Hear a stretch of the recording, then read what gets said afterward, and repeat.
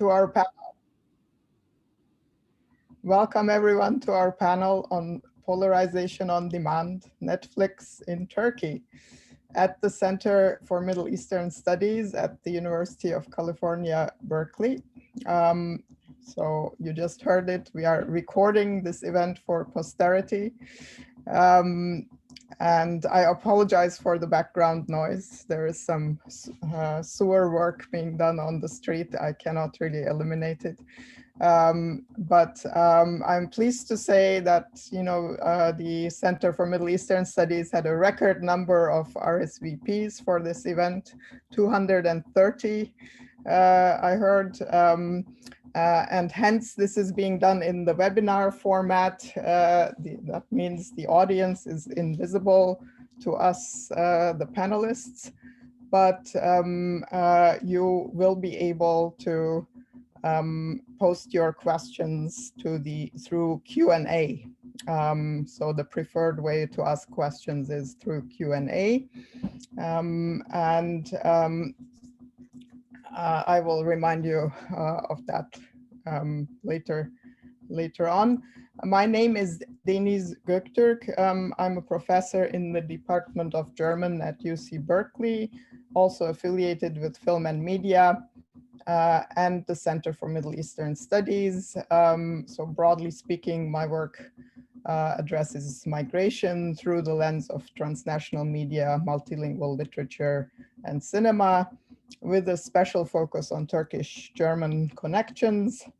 And I assembled this panel, and I would like to extend a very warm welcome, especially to our three speakers in Istanbul, Melis Behlil, Esin Pacha Cengiz, and Elif Akçalı, who are actually 11 hours ahead of us.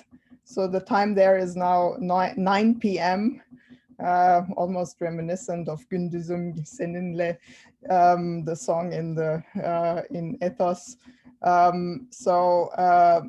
Thank you for taking on this extra assignment at the end of your working day and your working week. Also thanks to Minu Muallem at Berkeley, who agreed to act as discussant. I will introduce the speakers more fully and act as moderator for this conversation. But first, a few words of framing just to explain how all this came about. So one of the upsides of pandemic life revolving around screens over the past year has been that we are all learning to engage in conversations across time zones with somewhat greater ease. The lockdown has created new opportunities for transcontinental collaboration, and we can gather like this from the comfort of our homes without having to travel. And I have a feeling that we will be doing more of such collaboration in the future. Thanks are due to Asad Ahmed, invisible here, but he's somewhere in the background, professor of Arabic and Islamic Studies here at Berkeley and the new director of the Center of Middle Eastern Studies, for his steadfast support in staging this event, and also Amir Ibtihaj for technical support behind the scenes today. And very special thanks go to Christine Filiu, who is visible, who is a professor here in the Department of History, focusing on Ottoman history in an inclusive horizon that encompasses the Balkans, Greece, and the Eastern Mediterranean region. Her book, Turkey, A Past Against History, is fresh off the press, literally arrived yesterday, I hear. Congratulations, Christine. Christine has been spearheading a new initiative in Turkish and Ottoman studies here at Berkeley, and it has been my great pleasure to strategize with her on raising the profile of Turkish language and culture on our campus. Christine, would you like to briefly highlight some upcoming events in Turkish studies that are planned for this semester? Yes, thank you so much, Deniz. Thank you for coming up with this idea. It's brilliant, and I'm thrilled to see so many names and imagine all the faces that go with those names. Just to give you a heads up on some other events we have going on in our Turkish and Ottoman initiative.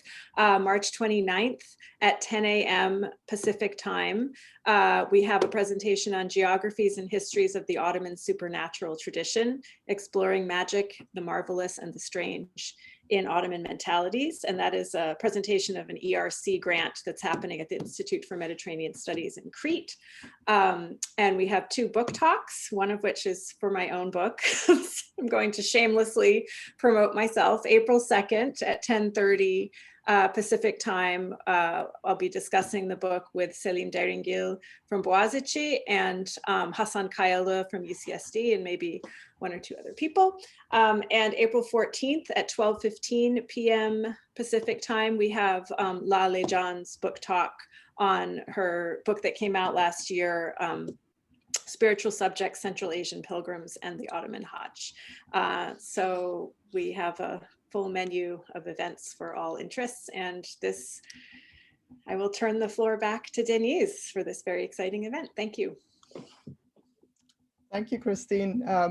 So we are particularly excited about today's discussion because in general, cultural events in Turkey do not receive that much attention in the US. On the rare occasions that Turkey does enter academic debate, it usually figures in the context of a political crisis and destabilization in the Middle East. So we decided to offer a different entry point into the discussion, one that is closer to our day-to-day experience of homebound viewers hooked on screens, streaming television on demand. So a very brief word on Netflix. Don't worry, we will get to Ethos shortly. So in his well-remembered keynote at the Consumer Electronics Show in Las Vegas in January 2016, Netflix founder Reed Hastings emphasized that Netflix started the binge era, and by releasing all episodes of their series at once and giving viewers what he called complete control and personal choice. So according to him, the constraints of linear television had been overcome by internet television. So at the same event, Ted Sarandos, the co-CEO and chief content officer, emphasized the global footprint of Netflix. Working with storytellers in multiple languages, he said, great stories come from everywhere. And we bring the world's stories to the world's people. While Hastings and Sarandos were presenting on that stage in Las Vegas, Netflix switched on in 130 countries, Turkey being one of them. And productions by Netflix Turkey have been on the rise since. This new phase of entertainment technology has created a global audience that can enjoy the same shows simultaneously, as we have all done with Ethos, even if they're dispersed around the globe. But how is national specificity mediated and transformed as it is circulated and consumed in different places around the globe? So as I'm sure most of you are aware, Turkey has become a major exporter of television series in the region and beyond. Among these, one mini-series released by Netflix last year in November has been resoundingly well received and heatedly debated. Ethos, or with its Turkish title, Bir Başkadır. We could translate that as not like any other, maybe. It also references a well-known song. So the series, directed by Berkun Oya, stands out not only among recent Turkish, but also European and American productions. And set in Istanbul, It stages disjuncture and contact between wealthier professional figures with a secular formation on the one hand, and pious working class characters, migrants from Anatolian villages who populate the fringes of the city on the other hand. Almost everyone, all critics agree that the series is well written and crafted with excellent actors and superb cinematography that is satisfying even for viewers who prefer art house cinema.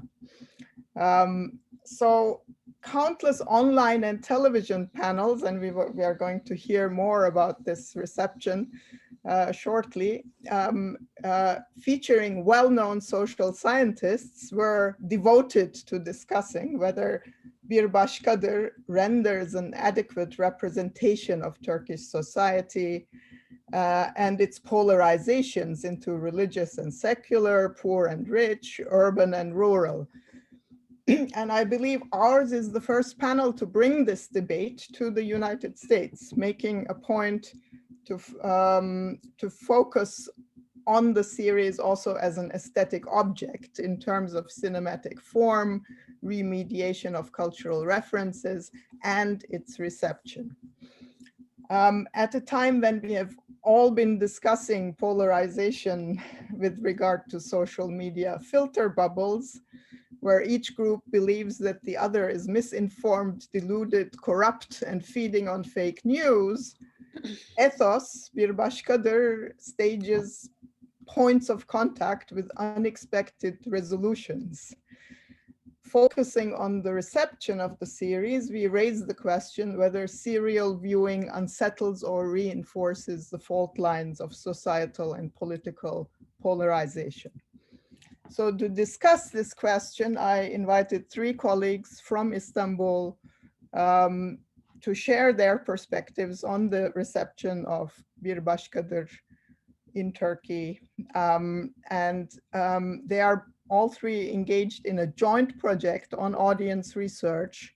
They are colleagues at Kadir Has University, a private university based in the buildings of an old tobacco factory on the Golden Horn. It's a great location. And it houses an outstanding communications faculty and cinema and television studies department. I have collaborated with colleagues from this department on multiple occasions in the past, especially Levent Soysal and Deniz Bayraktar, the former dean, who has been organizing an annual conference on new directions in research on Turkish cinema for over 20 years, which has become a key forum for Turkish cinema studies. And I think Melis will say a little more about the upcoming conference in a minute. The upcoming conference that had to be postponed. So yeah, I also recently contributed to a volume that came out of a conference at Kadir Has on refugees and migrants in contemporary media. So all in all, I think highly of the work that is being done at this university, and I'm delighted to have the three guest speakers. Very much looking forward to their presentations today and to our conversation. So the speakers in order of appearance are Melis Behlil, who is the chair of the Radio and Television Cinema Department at Kadir Has, associate professor there. She has been a visiting scholar at MIT, also at Stockholm University. She's a very active founding member of NEX, the European Network for Cinema and Media Studies. Her book, Hollywood is Everywhere, Global Directions in the Blockbuster Era, Global Directors in the Blockbuster Era, was published in 2016 by Amsterdam University Press. She's known for, you know, always being interested in the industry side of production. And she, in addition to teaching and her administrative duties, she writes film reviews in various publications, co-hosts a weekly radio show, and is a member of the Turkish Film Critics Association, the International Federation of Film Critics, FIPRESCI. So that's our first speaker. Second is Esin Pacha Cengiz. She's an assistant professor in the Department of Radio, Television, and Cinema, also at Kadir Has.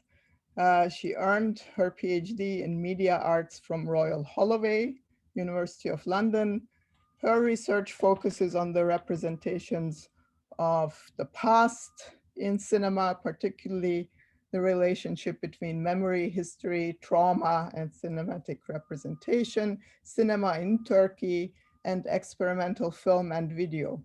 And she has published her research in various journals, Cinema Journal, Rethinking History, and International Journal of Communication. Then third, we have Elif Akçalı, who is also an assistant professor in the same department at Kadir Has. She completed her PhD in media arts in 2014. Also at Royal Holloway, University of London, she teaches the practice of editing, as well as a variety of theoretical courses in film studies. Recently, she took part in the research project Representations of Gender in Television Series from Turkey, funded by the Turkish Industry and Business Association, TÜSİAD. And she works, her work has appeared in a variety of journals as well, including Critical Arts, Journal of Film and Video, and In Transition. Her current research interests include film style and aesthetics, essay films, gender and audiovisual production, and videographic film studies. And last but not least, my dear friend and colleague, Minu Muallem, who is the perfect respondent for this panel. She's a professor of gender and women's studies, former chair of that department here at Berkeley, and the director of media studies, currently the director of media studies. Her research addresses post-colonial and transnational feminist studies, consumer cultures, religious nationalism, Middle Eastern studies, and Iranian cultural politics and diaspora. She has published, the most recent book is Persian Carpets, The Nation as a Transnational Commodity in 2018. And before that, Between Warrior, Brother and Veiled Sister, Islamic Fundamentalism in the Cultural Politics of Patriarchy in Iran. So with that whole expertise on women and veiling, she is you know, the perfect respondent to this, for this discussion. So each one of them will speak for about 15 minutes, and then we will have a discussion. The audience, as I said before, is welcome to ask questions by typing questions into the chat. Sorry, I was meant to say into the Q&A, Q&A, not the chat. With that, I hand over to Melis. Welcome again. The screen is yours. Thank you, Deniz, and thank you, Minu, and everyone at UC Berkeley's Center for Middle Eastern Studies for hosting this event. And as you mentioned, the Turkish Film Studies Conference, the New Directions in Turkish Film Studies, we were going to hold the 21st edition last year in May in collaboration with Çukurova University in Adana. Of course, that was postponed. So we decided to try to hold it in person this year in October at the same location. And we're focusing on the cinema and the local, since we're doing it for the first time outside of Istanbul. And it's a conference that has, as you said, brought together film scholars working on Turkish cinema together for the last 20 years. And I would like to take this opportunity to express our solidarity with and support for our colleagues and their students at Boğaziçi University. They're going through some hard times and we stand with them. And now finally onto our topic. Although I will not go into ethos since this is an international audience, I'll give a background and the context. Like most things these days, the beginnings of this research goes back to being stuck at home under quarantine restrictions. And our Saturday night entertainment had become informal Zoom meetings with our students. A few of them are actually here today. So we would get together and talk about whatever was hot on Netflix. And when Ethos came out and everybody was talking about it, of course, we decided to discuss Ethos as well. And during this talk, we realized there was a polarization as to how we responded to the show. Some people loved it, thought it was the best thing ever on Turkish television. Some people hated it with an extraordinary vigor. So Elif, Esin, and I got interested in this great spectrum, and also the way we were talking about the characters and how they were represented and the general issues of representation, because it was as if we were talking about different shows, each one of us. And when we decided to work on this just around the same time, Deniz Bayraktar, whom Deniz just mentioned, was talking to Deniz and mentioned to her that we were doing this research and they wanted to talk about ethos, and that's how we are here today. So thank you, Deniz Bayraktar as well, who's in the audience today. Actually, this is, I think, the largest audience I've had at a panel event. Okay, so please bear in mind that we are in the primary stages of this research and we'll be sharing with you only our preliminary findings. And this is an international audience, so I'll start with the context, talking about Turkish television series and Netflix's presence in Turkey, followed by Esin Pacha Cengiz on a closer analysis of ethos and its critical reception. That followed by Elif Akçalı on the project itself and some of our findings from the audience research. Turkish series have been a staple of television screens across the world in the last 15 years. Even before Netflix, Turkish dramas have been bought and broadcast in over 140 countries, including a wildly varying geographical spectrum. Sweden, Chile, Ethiopia, Indonesia have been among the buyers. But any discussion of Turkish television series needs to reference Yeşilçam, Green Pine, the popular Turkish film industry that shaped the national imaginary and was one of the most productive industries in the world in its heyday. Classical Yeşilçam period is often considered to have begun in the late 1950s, its popularity peaking in the 1960s when it averaged about 150 films a year, continuing until the mid-1970s. The industry churned out hit after hit, mostly melodramas and some comedies that were hugely popular with local audiences, but almost never exported. The melodramas were centered on love stories of star-crossed lovers. Comedies tended to highlight family and community values. Mid to late 1970s saw a sharp decline in moviegoing, fueled by the spread of television, general unrest on the streets, and financial difficulties. Filmmakers turned to the young urban migrant male population as their primary audience, resulting in sex comedies and arabesque films, the latter being musical melodramas voicing the plight of the suffering migrants on the peripheries of Istanbul. After the coup in 1980, arabesque continued mainly through VCR distribution, and the declining number of theatrical releases tended to have a realistic bent, dealing with social problems. Popular cinema did not have a significant presence again until the mid-2000s, when it came back with a vengeance, dominating local box office, this being a major comedy hit series. Let me now track back for television. The fortunes of filmmaking and television production have been entwined in Turkey and are closely tied in the case of Ethos as well through its cast and crew, but also style, and Esin will talk about this further. Television broadcasting and production in Turkey began in 1968 with the Public Turkish Radio and Television Corporation, TRT. Fiction content was mostly imported, but a limited number of serials, both comedies and historical dramas adapted from literary classics, started to appear in the mid-1970s. The state had complete monopoly over the country's airwaves until 1990, when private channels came to life.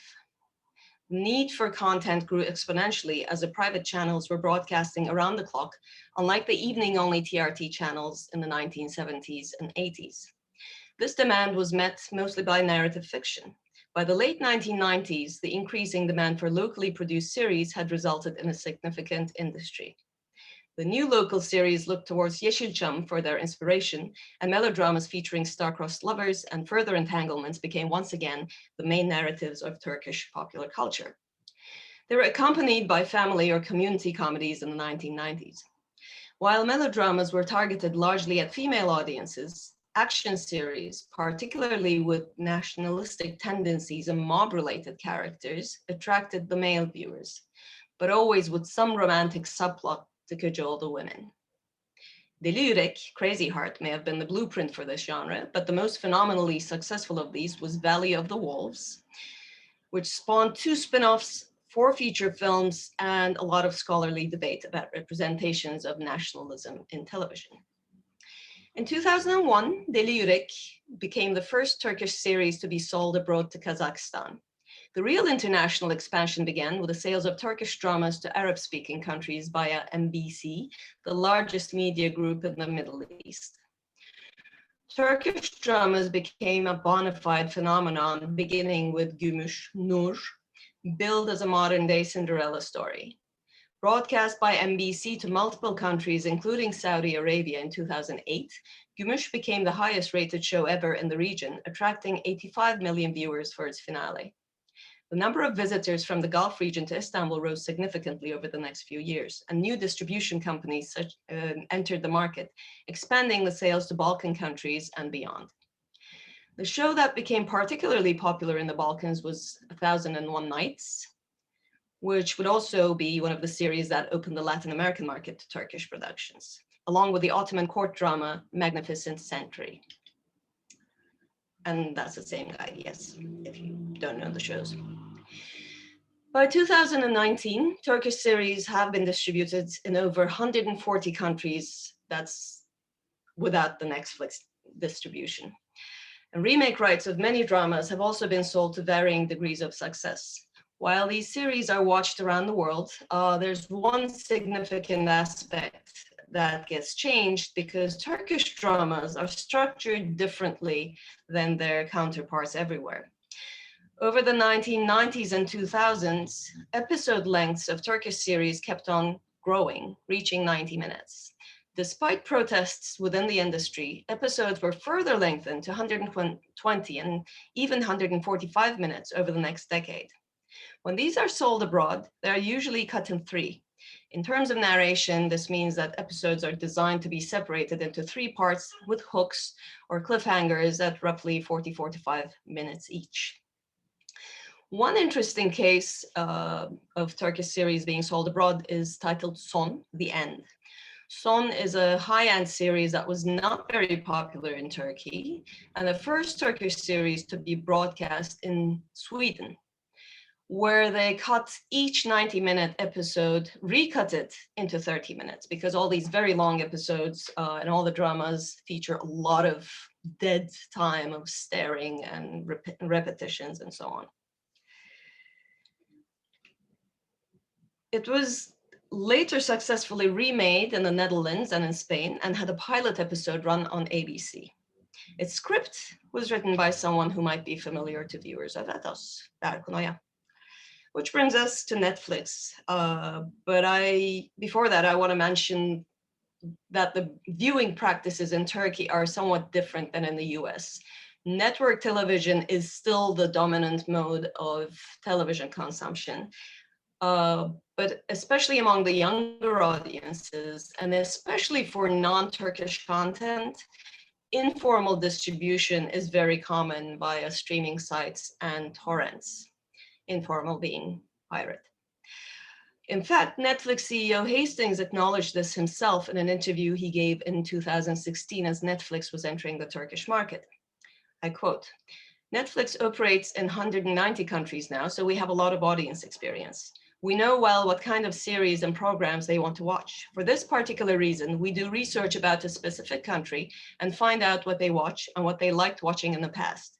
We examine illegal networks as well, because this tendency shows you the demand that hasn't been met yet. It is educational. This way we get to learn what the audience watches and thus try to buy more of that type of content." End of quote. This was, as I said, right around the time when Turkey was entering the Turkish market, introducing Turkish menus and subtitles in September 2016. There were already two digital platforms, Blue TV and Puhu TV, functioning at the time. And even though Netflix featured some Turkish series early on, Magnificent Century was the first one they bought. It was not until 2018 that Netflix started producing original Turkish content.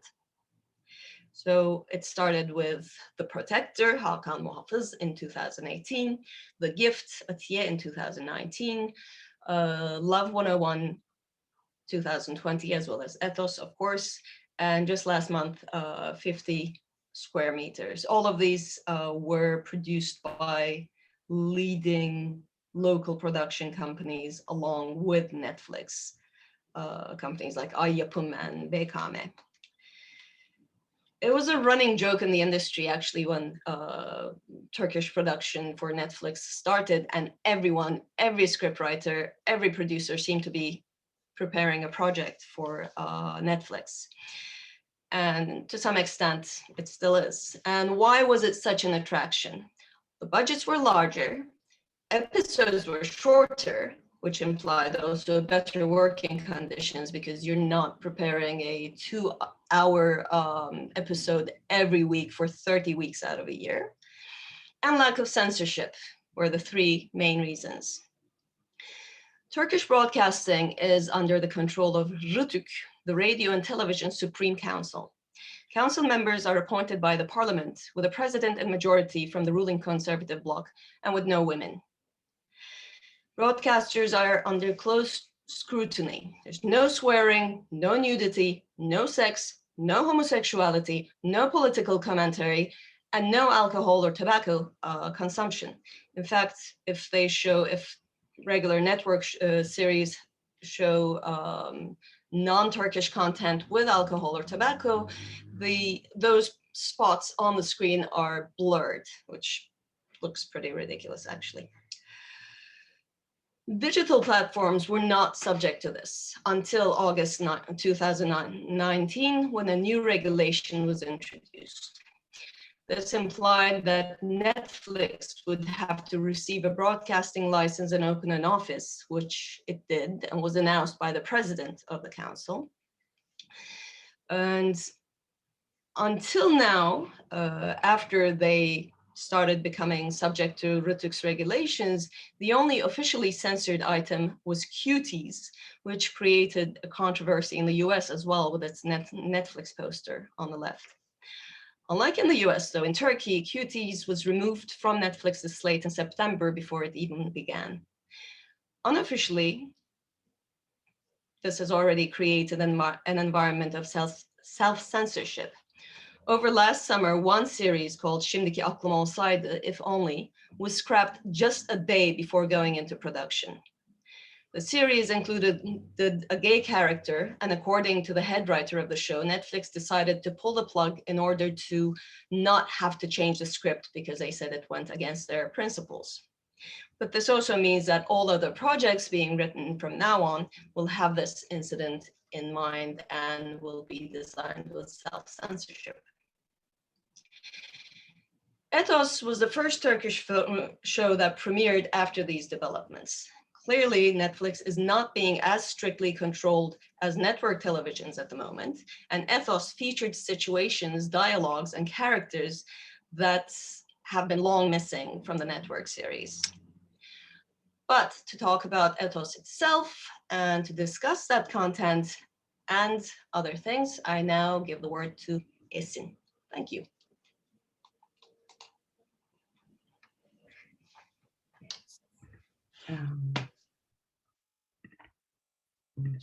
Screen.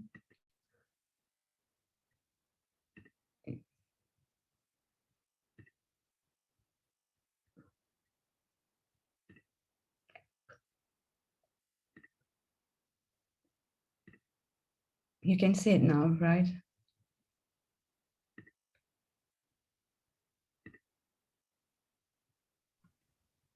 Yes, it's all fine. Okay, great. Okay. I will take up on from where Melis left off and will explore the series, story, and style in relation to other cultural texts Bir Başkadır or Ethos refers to. Then I will track down the critics and viewers' response to the series by pointing out repeating themes in columns, journals, interviews, debate shows on television and on YouTube, and so on. Ethos bir başkadır in Turkish, or as Deniz's better translation, not like any other. In Turkish, owes to its title to a popular song, My Country is Something Else, or My Country is Not Like Any Other, that came out in the 1970s and has been popular ever since. My Country is Something Else, or the song can be described as an ode to Turkey, as its lyrics express a divine love for the country. The song remains in circulation to this day and is sung particularly during celebration of national events. Described by the critics as a panorama or an allegory of Turkey today, Bir Başkadır deals with multiple characters from different cultural backgrounds living in Istanbul. The series interconnects these characters' stories by centering on recurring therapy sessions between a conservative house cleaner, Meryem, and her secular therapist, Peri, and Peri's supervision sessions with a Kurdish therapist, Gülün. As the story unfolds, each character is put in challenging situations, therapy sessions being one of them, where they have to face their entrenched prejudice towards others or other people with other social and cultural backgrounds. By bringing to the fore a divide between secular and conservative, urban, rural, old and new, and all these and so on, all these characters in the series are read by viewers and critics as types, not as characters, that strictly represent particular social groups and identities in Turkey. And despite opposing views on the show's faithful and fair depiction of these characters, almost all critics praise Bir Başkadır's attempt of bringing together social, political, and cultural groups and making them talk to each other that are long divided, particularly in the last 2 decades in Turkey. In fact, the poster that is used by the series depicts a popular saying that in Turkey is a beautiful mosaic, as you can see at the bottom of the slide, referring to a different ethnic and cultural groups in the country. And as you can see, each letter of the series appears in different tile pattern and making up a beautiful mosaic. Bir Başkadır is imbued with references to cultural works of different decades in Turkey, including current television series, but particularly songs, films, thematic and cinematic styles of the 1970s and 80s in Turkey.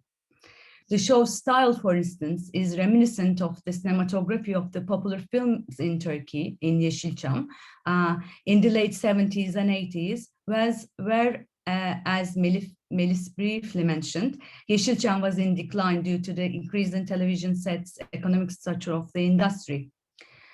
And these were the years when social realist films dominated theaters for the first time after a long period of melodramas.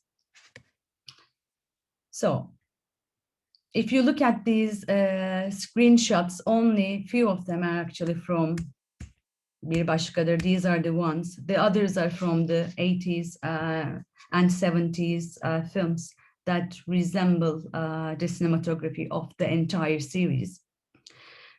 But more interestingly, in the late 70s and 80s, social realist films emerged as a new tendency in Turkey as a response to the political unrest in the country that led to a ruthless military coup, in which, as Nurdan Gülbek describes, promises of modernization and republic were completely collapsed, and everything Kemalism has been oppressing since the 1920s came back in cultural productions. By making use of material from the 1970s and 80s and style of these films then, in 2019, Bir Başkadır signals another turning point, another tumultuous era, to be exact, in the history of the country that is similar to the one the series depicts. Within the couple of the days after its release, Bir Başkadır gathered an extremely strong reaction in Turkey. And actually, that's one of the reasons why we started to do this project. It remained as the hottest topic on social media, debate shows on television, internet and YouTube, and newspapers invited sociologists, media scholars, and psychologists to critique the series, and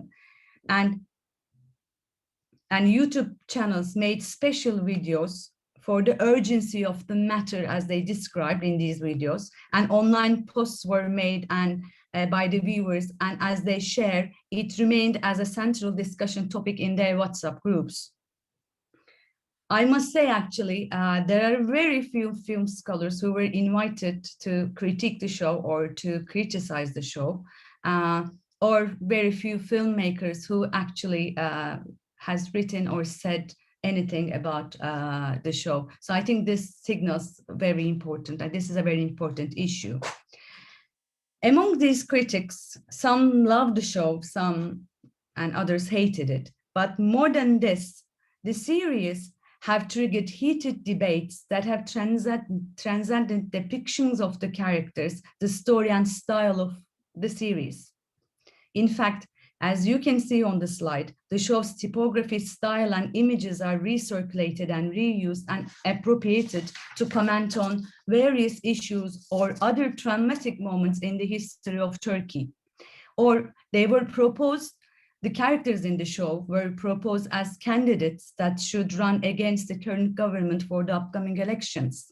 Or they are actually used by political parties, real actual parties, for their campaign videos that criticize the current government policies regarding the pandemic, which the one in the bottom and middle, that is that just came out. And if you look at that tweet, it states that thanks to Bir Başkadır, Twitter turned into an international peer-reviewed journal because of the abundance of the criticism it gets on social media. Amongst all these abundant views the series gets, some topics resonated and we find them very interesting. Regardless of the background of the reviewer, as they state in their pieces or on the YouTube videos, they start by clearing out which character they identify with or which background they actually come from before even talking about the show. There are few repeating themes that reappear. So the first one is faithfulness to reality. And critics seem to delve into or are obsessed with the issue of representation and misrepresentation of different ethnicities, different groups, and people with different cultural backgrounds. A comparison is being made with fictional characters and reality. Are there still periods aren't Mariam's work in higher positions now? Why isn't the therapist is the one with the headscarf? Why this series portray women with headscarf as cleaners, but not as educated people who work in high positions? And why the show only portrays people in polarized positions, but not people in the middle, are the questions that kept reappearing in the reviews. The second one is the notion that the series represent all Turkey, or AKP's first term, or Turkey 10 years ago, but not New Turkey, not 2019, as the show itself states. Conservatives are the majority today, the critics read. And actually, this is a line that is used by one of the characters, Perry, in one of the therapy sessions. So this is one of the issues, the reviews that appeared repeatedly in the reviews. It is Perry, not Perry and Perry's parents, but people who are pro-government that live in the mansions that face Bosphorus is a line that reappeared in at least 50, 60 reviews. The third one is that the show is not made for Mariam's, in other words, working class conservative people, but it is for Paris. The target audience for the show is the cultural elite of Turkey, who already have done its, come to terms with its past and actually are done with questioning. But now it is turn of the conservatives to question themselves or to face, their stance in today's Turkey. The fourth one is amongst the mediocre disease on television, Ethos is of high quality. And actually, all the critics seem to agree. This is the only issue that all the critics seem to agree, because they actually make comparisons with the television, the disease on television shows, soap operas, and they actually say that we don't see women with headscarf or conservative people at all on network television. This is the first time that you see a working class conservative person in the leading role in series. But also, people state that since the series is making so many references to other cultural products, an ordinary audience wouldn't get it. So again, the cultural elite issue or the target audience issue comes to the fore. And the fifth one is desperate need for a dialogue, and desperate need to make peace with other groups within the country, and the therapeutic effect of the discussions about the series, that the series itself actually kind of functioned as a therapy for long divided groups in Turkey. And it actually responded to the need to talk, to be in dialogue, to see each other, and to get out of our comfort zone and to get in touch with other groups within the society. The sixth one actually is what the series leaves out amongst other problems of Turkey. I think it is very important that, because people treat the series as if it is responsible to touch upon all the issues in Turkey in the past 2 decades, from labor rights to Gezi, to the students' movement, to mine explosions, to assassinations of journalists. And the same goes for identities. The show is criticized for not portraying all the social and cultural groups in Turkey, and actually these groups are named. Why there is, not a Christian in the series, and why there is not a Jew in the series. Where are Alevis? And these are the lines that kept appearing in the reviews. And the seventh most common theme that appeared is Istanbul, representation of Istanbul. Critics agree that this is the first time that we see Istanbul in concrete as great. Again, a comparison is made between the shows on network television, where you see Bosphorus, where you see the river, the beautiful mansions, and so on. But in this series, you see all new developments within the city, and also the current government's urbanization policy and what it costs to Istanbul. Again, critics seem to agree that the series is harder on Peri and secular elite of Turkey, and yet not questioning or the conservatives, or not asking conservatives to question themselves, is another issue that appeared. And this, again, the ninth one seems to be almost in every piece that is written on the show, that Turkey is longing for normalization, that Turkey is longing for dialogue, and actually is missing, the days missing 20 years ago, missing 10 years ago. And the last issue is the ending of the show that kept reappearing in the reviews and is criticized actually from so many different levels.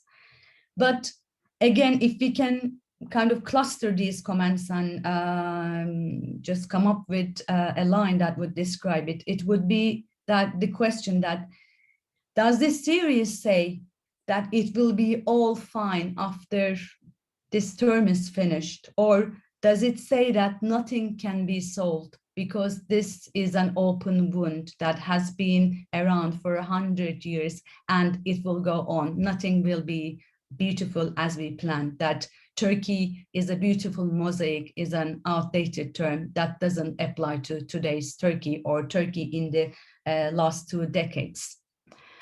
I'd like to end my presentation with actually stating that we haven't seen such a strong and wide response to a television show or to a cultural product, I must say, I think for a decade now. The last one I can remember was The Magnificent Century. It triggered heated debates. Even the president, the prime minister, members of the parliament, they all made comments and actually made statements about the show. And again, there was such a strong polarization in Turkey regarding the show. The others would be Farewell, a film by Zülfü Livaneli that depicts Mustafa Kemal Atatürk, the founder of the Turkish Republic, and again Mustafa, and documentary that again portrays life of Mustafa Kemal Atatürk. So I think Bir Başkadır, or Ethos, or is something else in the way that it is one of the very, very few examples in Turkey where a series or a cultural product is questioned or criticized this widely without depicting a traumatic moment or a celebrated moment with an actual person, a historical figure in the center. So I think I will leave it here and will hand the floor to Elif. Thank you, Esin. Thank you all, Deniz, Minu, Christine, and the Center for Middle Eastern Studies for this wonderful invite, which coincided, as Melis briefly mentioned, with our interest in doing research and writing about this series. So it's great to be here, and it's great to be able to hear comments and feedback basically from an international audience and from such a large audience. I will outline in a moment our main research questions and where we've gotten so far, but before that, I have here a picture of Netflix's advertising in Turkey on billboards. This is in Istanbul, actually. I'm not sure if it's all over Turkey, to be correct. And the text goes, "Now let them watch with subtitles." I'm going to come back to this text at the end of my presentation, but I just decided to connect with Esin from here because this also is very similar to the visual atmosphere of the series itself. So I wanted to start with this image, and gonna come back to Turkish series and films available in 190 countries at the same time, and this language. So,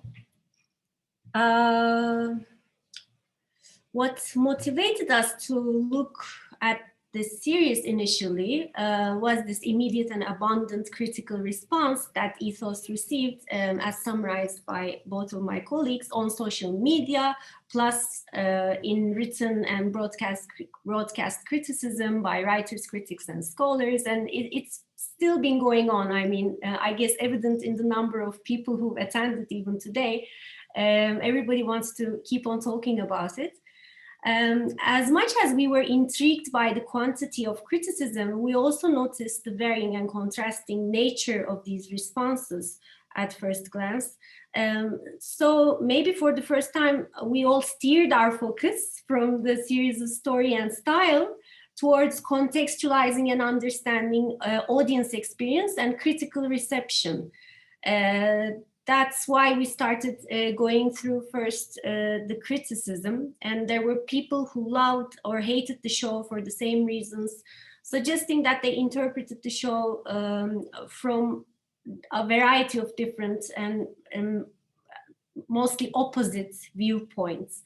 And both negative and positive responses could perhaps be summarized in a couple of headings. Many claimed that there were errors in the realistic representation of Turkey, and they based their arguments whether the show depicts new Turkey or old Turkey, should or must or it can. The conversation was around this debate, old Turkey versus the new. And needless to say, of course, no film or series has the responsibility to be realistic. In fact, such discussions on realistic representation are quite unproductive and subjective. But in the context of Turkey, this is an issue evident in the language of criticism on a variety of artistic and literary works, ranging from, as Esin just mentioned, Süleyman the Magnificent, to anything that involves Mustafa Kemal, to independent films and documentaries that especially revolve around political issues and historical incidents. Perhaps the most well-known attacks are towards two internationally popular writers, Orhan Pamuk and Elif Shafak, who were both prosecuted for insulting Turkishness via their fictive characters and incidents. This is true for both popular cultural products and independent ones that become popular as a subject for political debate, basically.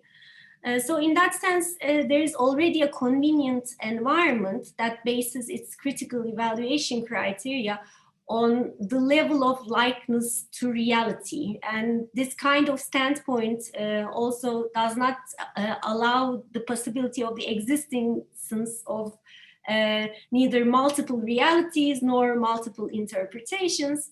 In other words, there's an understanding that the literary or audiovisual work, ethos in this context, should be as realistic as possible, because it takes its subject matter from reality, and that it should be objective, fair, plausible, according to one's own standpoint, of course.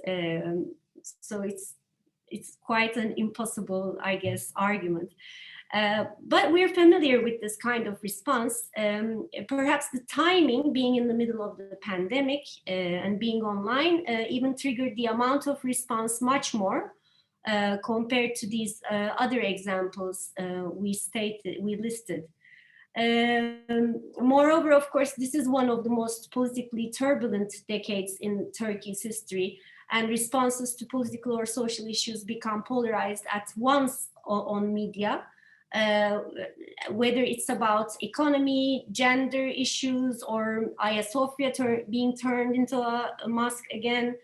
And studies on polarization have also proliferated in the recent years, and extensive research is being conducted by academics especially from a sociological background or political science background. So to summarize our point, in an attempt to read Ethos's critical response in relation to the recent debate about polarization in Turkey, we wanted to look at not only how viewers perceive the show, in terms of the divides between political viewpoints, classes, and so on, but also look at how this perception exceeds the fictional world of the series, and how the show becomes a tool and is given another meaning, almost reappropriated as a concept. It's addressed through in social media through hashtags, memes, in order to define one's own political position. So it becomes like a discursive tool in discussions of polarization, let's say. So our questions perhaps are, could be summarized as follows. Can we look at Ethos's reception as a social media phenomenon to illustrate and discuss polarization in Turkey? How does this online response correspond to actually what the show has stirred among viewers as views become more polarized on social media? Do viewers respond to the show around the similar issues addressed in the criticism available online? What does the language and focus of written and broadcast criticism say about the institution of criticism in Turkey? And how much of this criticism is supported by what the series offers in terms of story and style, informed by some of the themes that Esin listed, and in an attempt to understand the likes and dislikes of the actual viewers and how strongly they felt about the show, we started an online survey only a couple of weeks ago. I'm going to share with you the preliminary results of this survey in a moment. It's still open and online. We used convenience sampling, so most of these results will reflect the inner circles of our own background. But since more than 2,600 people have responded, it still gives a good glimpse of how viewers take the show. I should also note that Netflix has announced just this December that it has 3 million subscribers in Turkey. But like Melis explained, they're still new, and digital platforms have arrived in a setting in which most TV consumption is through television rather than the internet. Still, of course, there are ways of watching through not paying subscription, but through pirate websites. We don't have any numbers with regard to what makes up Netflix's audience, because the company doesn't disclose that information, but Netflix has been targeted and framed on media as producing and showing productions that are against the understanding of morals of general public. Again, as Melis has outlined a little bit, a criterion that Rütük used to put sanctions on all broadcast content on national TV channels and very recently online platforms. In the summer of 2020, just last year, Erdogan publicly announced that some media platforms are without morals, and that his party, so they are against YouTube, Twitter and Netflix. So he actually uses these companies' names in his address. From this perspective, of course, Netflix is a brand and a concept at the same time, to be avoided most probably by Erdogan followers. So we should look at the respondents' responses in that sense as well. So the survey was conducted in Turkish, and more than 2,600 people responded. More than 65% of the respondents are between 25 and 44. 44% are on payroll, and another 15 are self-employed, making up to almost 60%. 70% are women, 83 are heterosexuals, 56% are single, and 75% mark themselves as Turkish for their ethnic background. 88% have an undergraduate degree or higher. More than 63% live in a household with 6,000 Turkish liras or more monthly income, and that's about triple the times of the minimum wage in Turkey. So you can see from this information, it's a bit different than the population in Turkey. You will have more surprising numbers now. In terms of political tendency, most of the respondents clustered in the groups Social Democrats, Socialists and Communists, making more than 50%, even 56%. And the people who've answered, and this was, prefers not to tell, is only 13%. So the believers amount up to 31%, while non-believers are 30%, and a quite large number of atheists there, almost up to 24%. And that's, I mean, when compared to the population in Turkey, it explains how convenience sampling has probably still revolved around our own circles. Plus, of course, we believe there's a kind of, it still reflects a little bit of Netflix's audience as well, which we'll come to. 97.75% of all respondents believe that there is polarization in Turkey. 87% have Netflix subscription, and they watch foreign series more than local ones, and they watch series online. Only 31% watch popular films in Turkey, while 68% follow independent cinema, and 79% who responded said they liked the show. So these are the answers of people who actually enjoyed watching. When asked if they identified with any of the characters, 40% said none, and the majority of the votes went to Peri and Gürbin. When asked about how the show represented, how they thought the show represented the characters, whether negative or positive, Sinan and Peri were found to be represented the least negative. The most negative. While Meryem and Ali Sadi Hoca are the most positive. Only around half of the respondents, so you could think of it as this was a multiple choice question.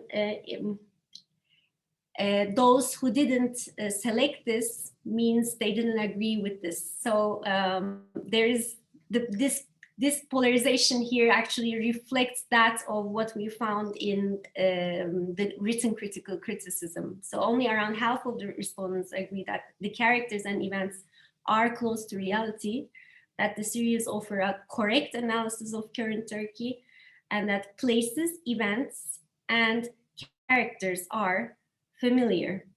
So this is a general outlook to the results. We'll be looking at more filtered results once the sample expands a little bit more. But in the light of these results and the preliminary look at the written criticism that Esin outlined, we have noticed that most of this critical response is coming from educated middle to upper middle class non-conservatives, most of which like the show. But there is a divide between them because of the issues raised in terms of realistic representation and what they think about the current situation in Turkey. Seemingly, this critical space is where people can actually talk about reality. So the show is offering a critical space for them without being censored in some sense. Through an audiovisual work, this space opens up as like an outlet for discussion when there are limited alternative media channels. And the content evident in the criticism also supports this, as people want to see themselves or people that they know, especially those who are who they think now in new Turkey are underrepresented. And the pro-government media apparently paid less attention to the series. This is also evident in the survey, but we're still a bit skeptic, of course, because our method of sampling might have kept the respondents too close to our circle. We believe that Netflix belongs to the discourse of polarization.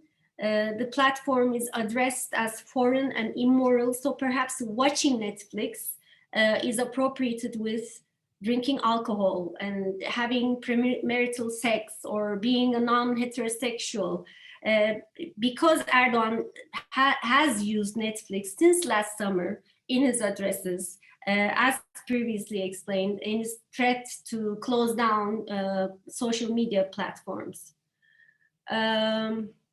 So here, for instance, in this picture, he says to the opposition, they can go on watching Netflix while we continue to serve and write history. So if we come back to the first picture in my slideshow, in a way, these billboards now read as a response to that, using the same language, embracing Turkishness, and situating an us versus them. So this is like speaking the language of the state, basically. And it would be interesting now, of course, to look at the debates going on in social media, because we realize that there are even non-viewers that contribute to the discussion who reject the show for the above mentioned purposes, just seeing the poster. But so far, this is where we've gotten in our study. And thank you all for listening.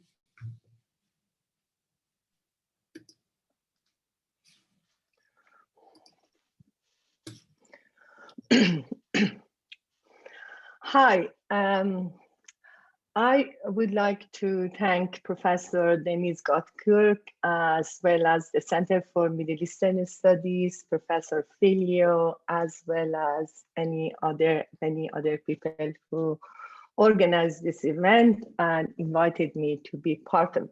It's really great to be here. I also wish to thank Elif, Esin, and Melis for providing an excellent context for reading the film and for sharing how Ethos was received in Turkey and the preliminary result of the research on the reception of Ethos in Turkey. It's really enlightening. I will try to be brief since I know many of you wish to discuss the film, but let me start by echoing what Denise mentioned and in regard to the importance of TV series. Even though there is a huge literature on television studies and the reception, because television series are able to reach out to the most remote villages, and they have a huge appeal in educating or engaging audiences. I think it's pretty new that now television series are crossing regional boundaries and global boundaries, and they're being received by various audiences.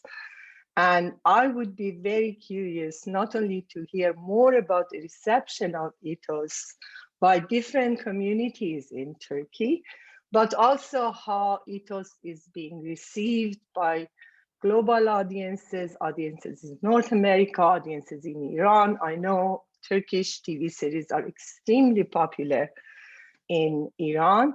And I would be interested in what kind of stories people tell after watching these movies, not only what is in these movies, but is conveyed in this TV series, but how people tell stories and how these stories take the shape of specific localities and specific questions that people are dealing with that, because the psychodramatic plot of these movies enable almost anybody and everybody to engage with these movies. And that is so brilliant also in Ethos, because no matter when it travels, it could provoke lots of questions and conversations.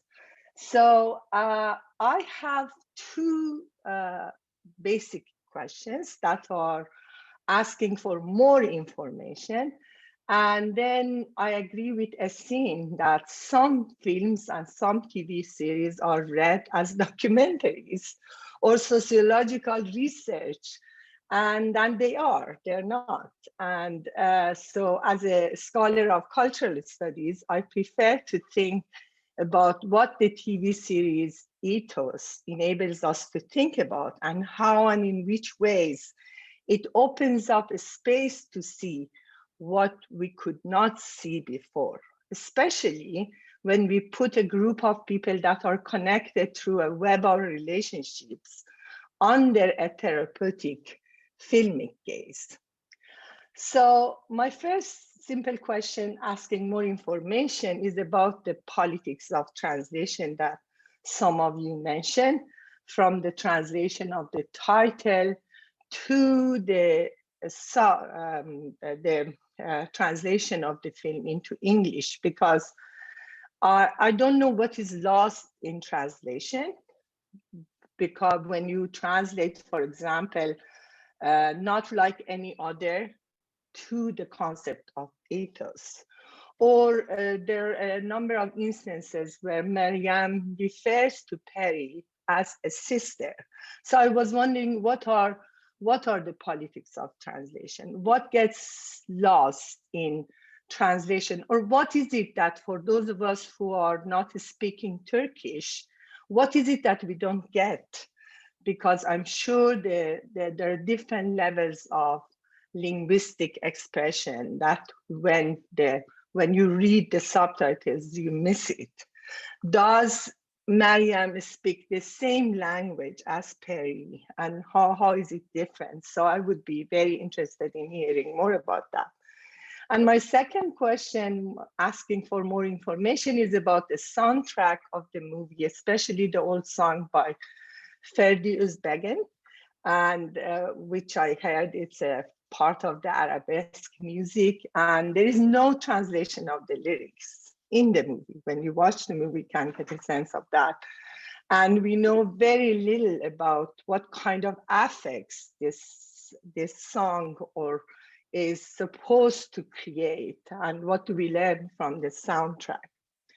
Now, getting to some of the themes that you all discussed, but I would like to maybe ask further questions, is one of the interesting aspects of Ethos is how it's asking all the characters to be a little more self-reflexive, a little more expressive about their feelings and emotions, a little bit of revealing and unveiling their thoughts, and have a deep culture, that have a bit with deep cultural dimension, especially when it comes to their encounter with the other, or those who have been othered, without asking any broader political questions.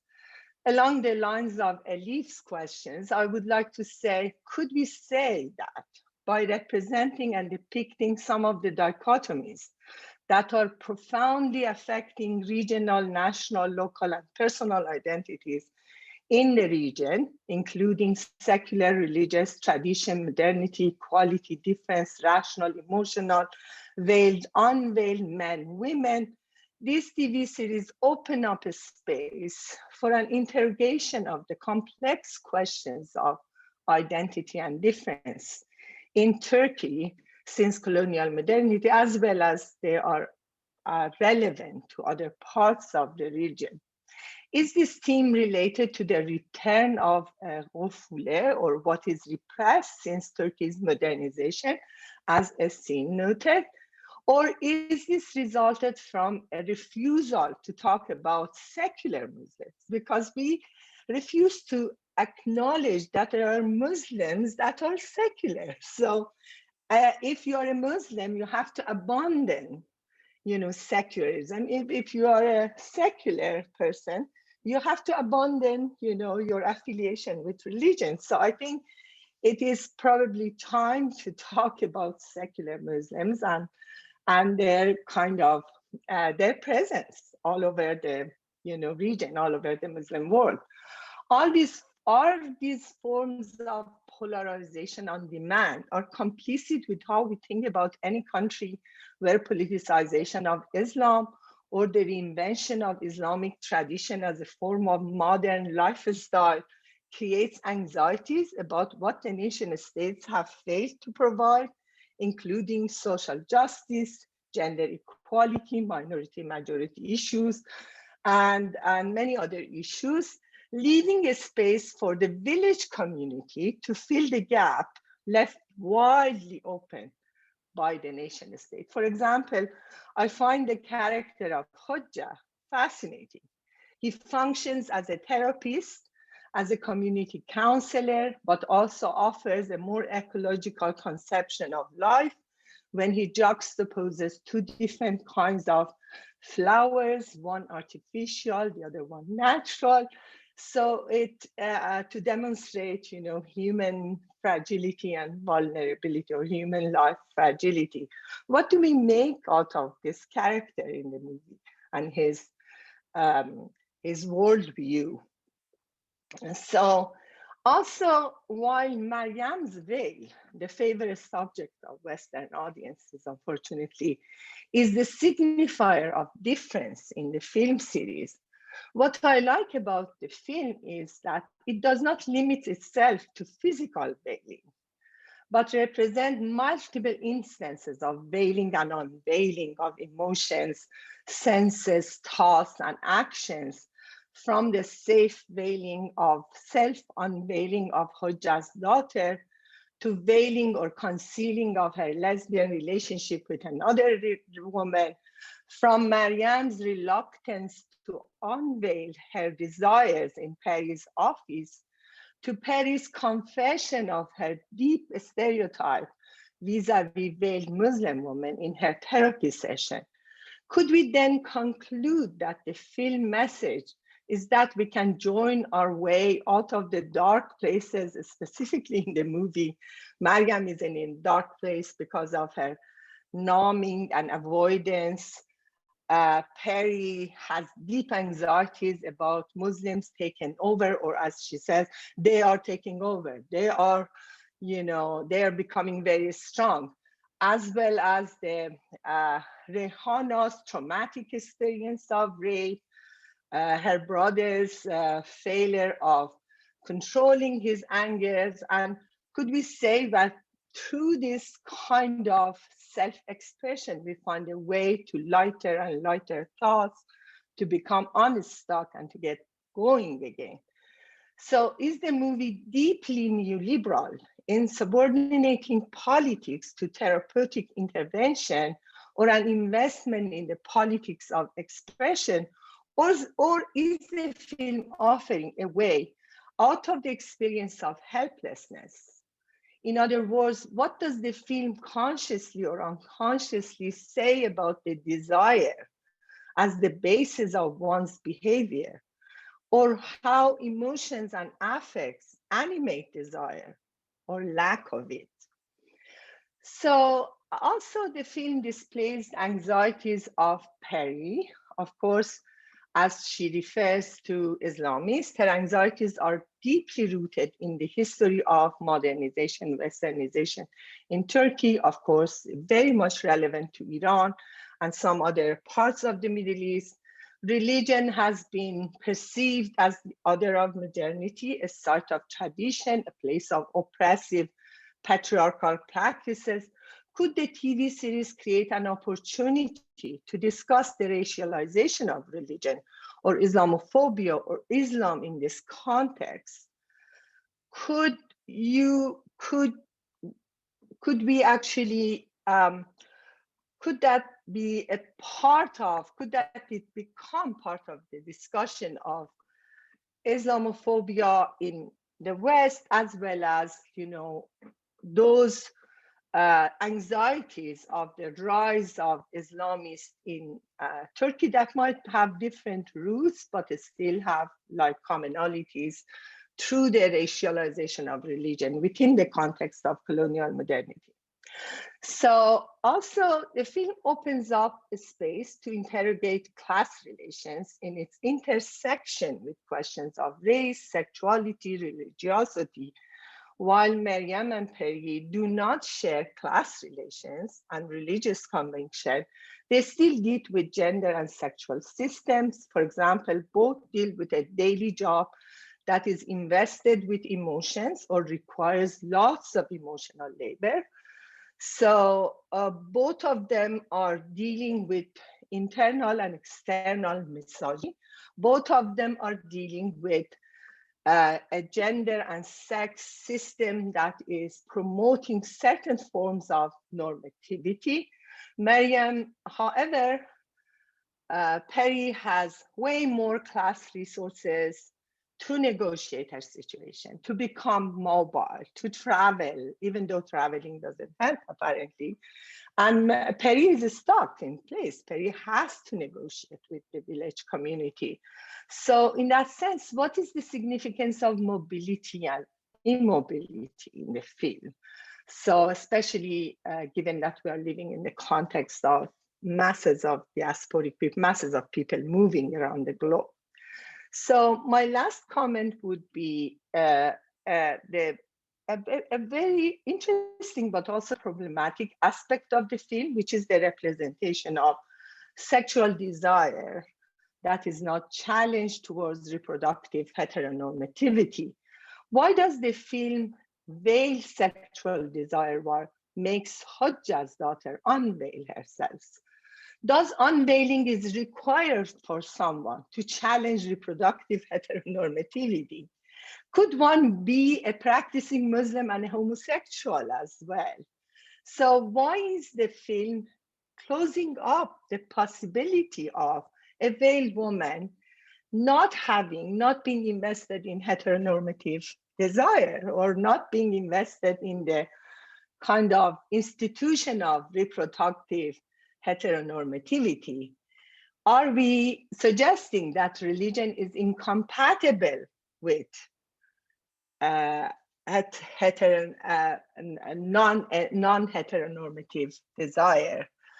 And what would be the impact of that? I think I had my 15 minutes. I'm going to stop here. Thank you so much again. Well, thank you all three speakers for wonderful presentations, and Minu for the response. So lots of questions are on the table. I'd like to give the panel a chance to respond and respond to the response. And you know, as you are gathering your thoughts, I'll throw in one more question here, which is kind of burning on my nails, which is the whole question of media self-reflexivity, you know, because we have that series within the series that almost kind of prefigures the reception, you know, because there is a kind of discussion around the reception of the television series that is embedded in Ethos, and the phrase totale oynamak, addressing the total audience, comes up, and it is actually staged that all these various characters in their different households are watching the same television series. So in that sense, I'm also, I guess, echoing some of the audience questions about the intended audience, and points that you brought up about the audience response. So that kind of whole idea of addressing the total audience and what the series does with it, how it comments on that idea, is an interesting one, and how we define total audience at a time when following Elif, great sort of billboard, 190 countries are watching along with Turkey in the same moment. And Turkey is priding itself that they're kind of watching it in Turkish with subtitles, so that creates a whole new horizon for audience studies, I think. So I'll hand over to the panelists. Melis wants to go first, I think. And meanwhile, the audience can still type questions into the Q&A. We will try to bundle and channel those for the panelists. Melis? I'll just do a little introduction. I know Elif and Esin have more to say about this, but the whole idea of the total versus the digital audience is addressed very clearly in the show. Melissa, the actress, says she doesn't want to do the total ones because it's the entire population, and she wants an audience that understands the references, that, that is more literate in a way. And 3 million subscribers is a tiny amount out of 82 million population. So the show itself clearly, I think, says that it is a part of that kind of storytelling, and it is not doing that kind of total storytelling. And sort of tying what you just said with one of the audience questions about the reception of these series in 190 countries, I don't see in social media, and Esin can elaborate on this in critical response, but the whole discussion of 190 countries, that's PR and advertising by Netflix. That is not so much part of the discourse within which the series is debated in Turkey. So this whole, the question from the audience is about airing our dirty laundry in public in a way. That, I have not encountered that, but Esin knows more about the critical response. It seems like we're discussing it within the Turkish context. I mean, we in Turkey, and not so much in response to, so what happens when this gets aired in 190 countries? Because the very same photograph that Elif showed, the billboard, was tweeted by the head of Blue TV, the rival digital platform, saying, so what's new about this? Turkish series have been playing in 150 countries, or hundreds of countries, actually, he said, around the world. So what's the big deal? That's all I'll say for now.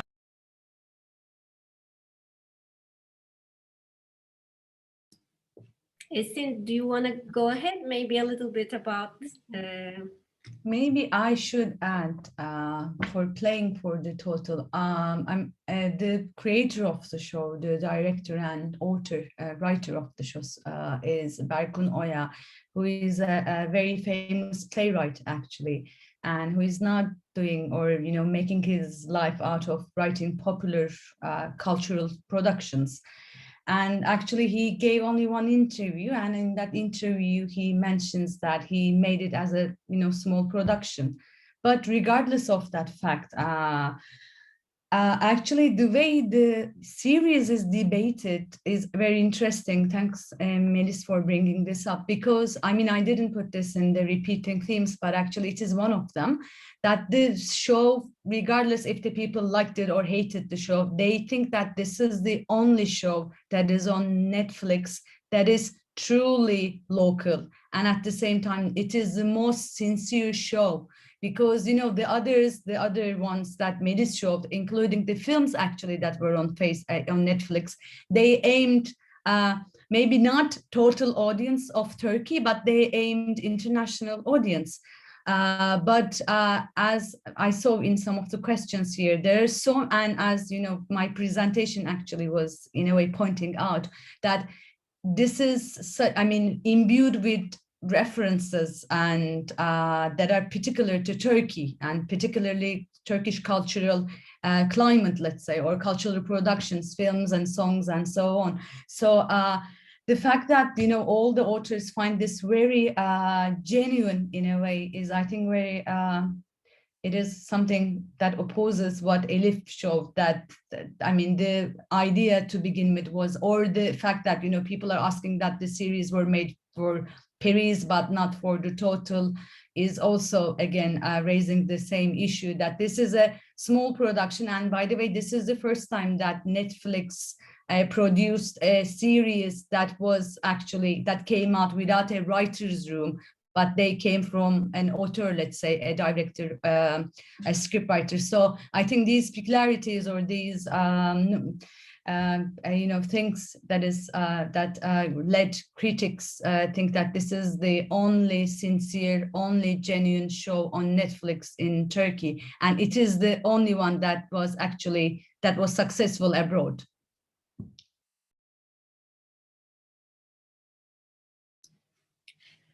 There were so many questions. I'm a little bit lost among them, but I'm going to pick up with what Minu asked towards the very end, when she was saying something like about how Hayrunisa took off the veil, sort of in order to become a lesbian, something like that, right? I mean, I am actually the wrong person to talk about the series itself, because I highly disliked the show. I didn't like it at all. I found it to be ideologically standing in a very wrong, basically, place, even though I love the idea that there is a lot of diversity, and it's the first time we see a veiled character as a main character on posters. I mean, this is very interesting for me, but at the same time, especially towards the ending, as most of you, I think, would agree, the kind of paths that are written for the characters disturb me so much. It's really, I mean, it's a very subjective take, I should say, but still, I feel the show doesn't do any justice to women, especially. Their stories end up in places where they don't, you know, make for themselves, basically. There is no mobility for the female characters, and they don't decide for their own. And this is one of the things that disturbs me in the show. Plus, of course, in terms of communicating, I understand that it was designed for these different polarized groups to have a communication, but I don't think the story allows for that, but just, you know, lets the characters stay where they are. So especially in terms of this immobility, it's very disturbing for me. I mean, I also enjoyed the show, especially in terms of its production value. I mean, it's made beautifully, but when you look at it, it feels as if you know, you're looking at your own image. It looks good, but it's not.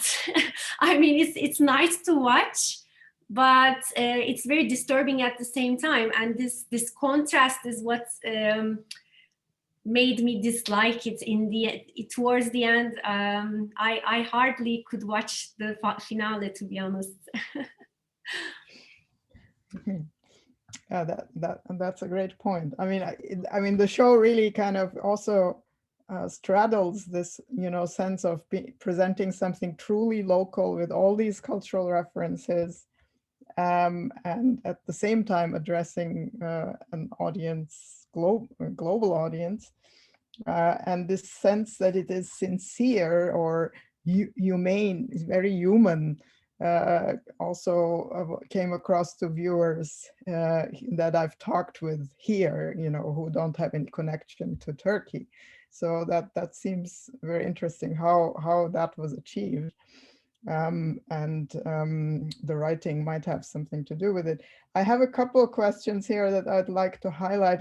I don't think we can cover all of them because some of them were also already covered, but I see here in the chat, since you just mentioned Hayri Nusa, both Minu and Elif, there is a question here about whether it matters that she was adopted.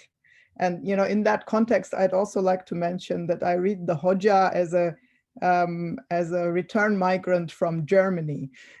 So he is actually also kind of an interesting traveling figure with his van. And but Hayri Nusa was an adopted daughter. So then the question is, from an external perspective, also the Kurdish family were kind of difficult to unpack. That is one question. And then there's another question about the production, the international scope of the production, which does it matter that one of the producers is actually Iranian, Ali Farkhonde? And do you all kind of see connections to Iranian cinema, the techniques, the tropes developed in the new Iranian cinema, and the way they grapple with fragmentation and polarization? Let me just briefly respond to the Farhande question. He's a young filmmaker who came to Istanbul and studied film here. So he's not, as far as I know, connected closely with the Iranian tradition. So he's more of a part of the young Turkish independent filmmaker scene. So in that sense, it's not really transnational in that way. Of course, I mean, he is born and raised in Iran, but his filmic upbringing formation is more in Turkey, it seems. Okay, and Elif, do you want to get back on Hayri Nusa? Sorry. I actually find an intertextual reading of the film in relation to Iranian movies very intriguing and interesting, because the Iranian movies made it possible for all kinds of veiled person, for all kinds of veiled character to be depicted aesthetically in a very nice and beautiful way. And I think it seems to me there are some influences from the Iranian film on this series. So, but however, I think an intertextual reading would be great. Yeah, I agree. I think there is work to be done there. But does anyone want to get back on Hayri Nusa and the Kurdish family? I mean, this is, I think, one of the most disturbing things about the story for me, to be honest. It sort of links all that non-heterosexual story to the fact that actually this woman was bad blood anyway, so she was not biologically connected to this man, so he can easily dismiss her from his life. He can be okay with the fact that, she's moved on and it has unveiled herself. In that sense, I mean, that's why I'm the wrong person to ask. But whenever, I mean, all these, in script writing, things should have functions. I mean, especially if you're doing a series for a network, basically all these have functions. And when I look at the fact that that comes out of Hoca's mouth, in the middle of nowhere to a total stranger,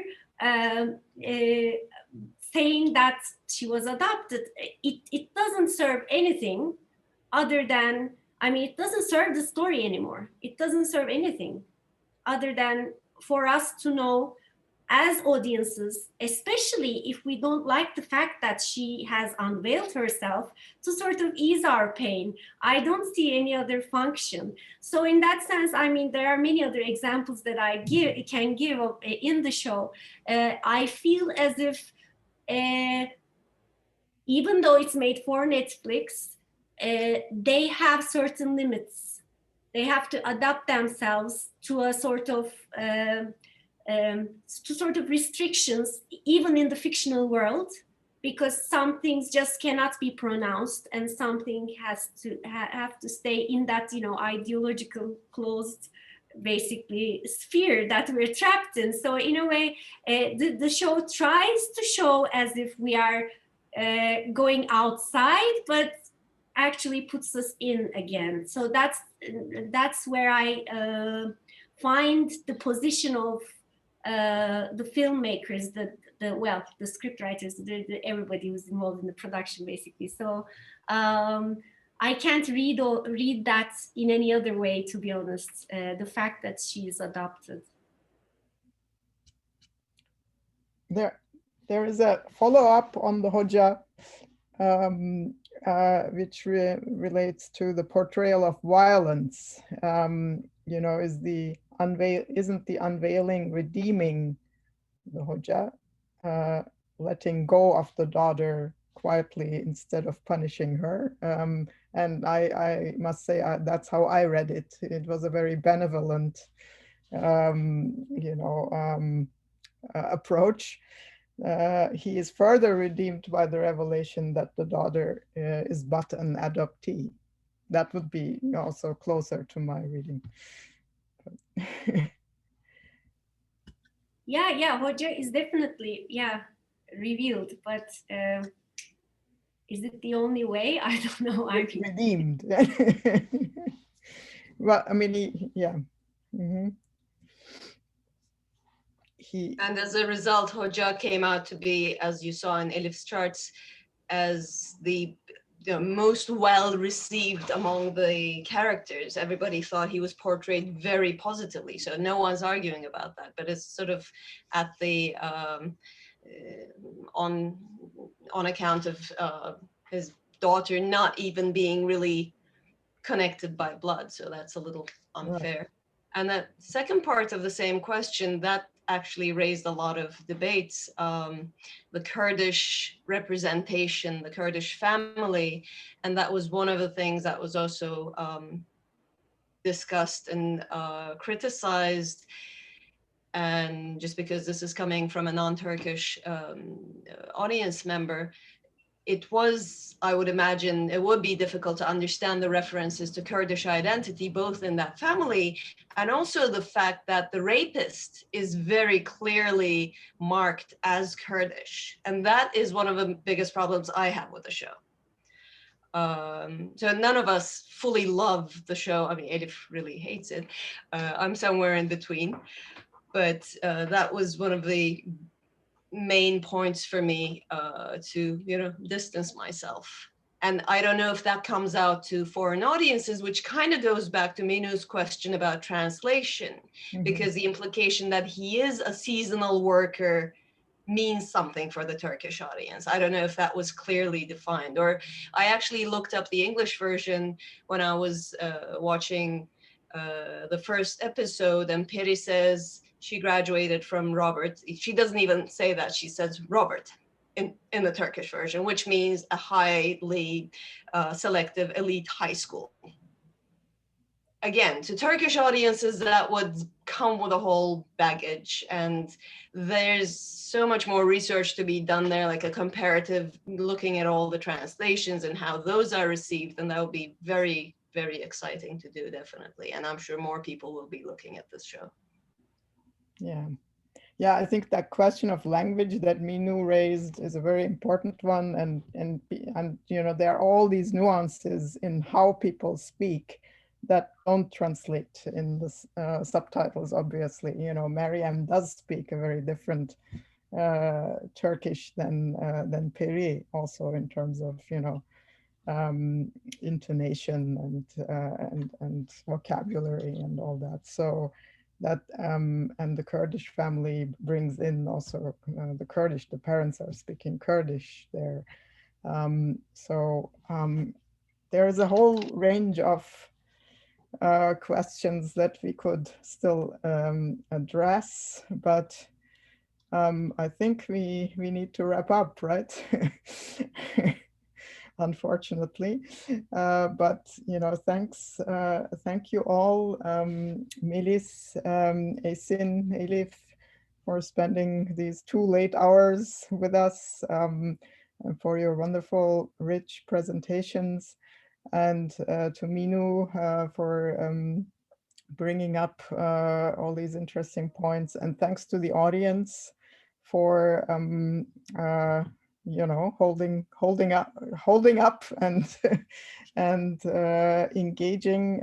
I see a lot of positive responses, great panel, great discussion.